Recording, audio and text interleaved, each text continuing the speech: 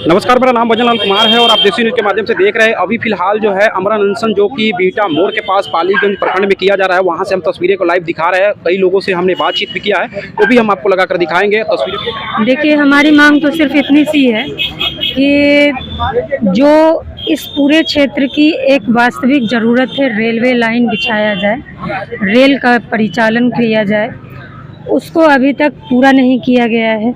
दूसरी चीज़ ये है कि आप जहां वैश्विक मंच पर अपने आप को विश्व के नेता होने की बात करते हैं, आप 21 देशों की अंतर्राष्ट्रीय स्तर पर मेजबानी करते हैं।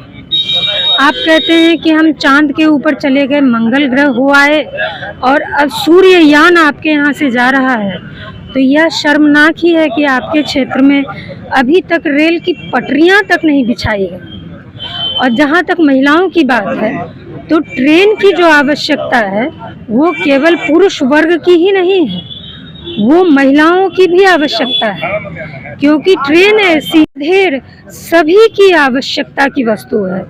और जो ही हमारी मांग पूरी हो जाएगी और इस क्षेत्र में अगर रेलवे का परिचालन शुरू हो जाएगा, तो महिलाएं, बच्चे, बूढ़े सभी की ज़रूरतें पूरी होने की आशाएं हैं।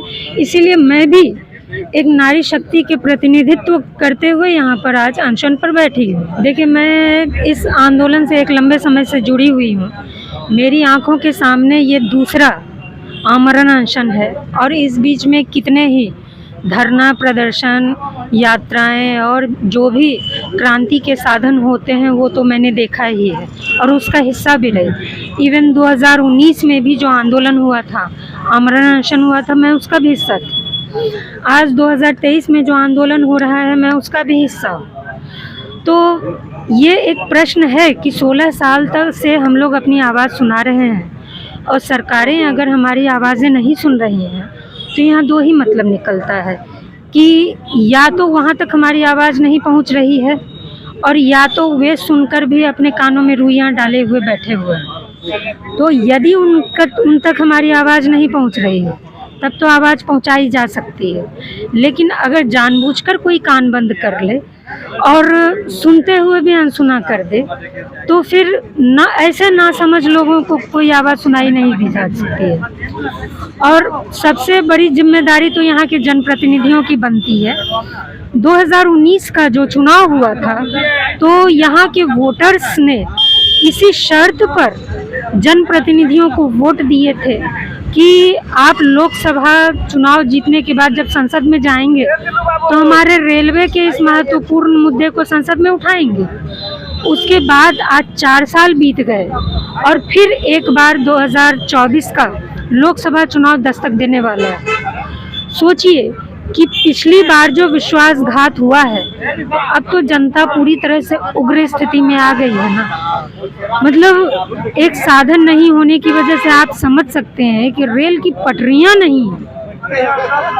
इससे बड़ा दुर्भाग्य क्या हो सकता है इस क्षेत्र के लिए। और सिर्फ एक ही क्षेत्र नहीं है, 3-3, 4-4 जिले इस प्रोजेक्ट से जुड़े हुए हैं। तो 4 जिले के निवासियों को कितनी दुख, कितनी तकलीफें उठानी पड़ रही हैं।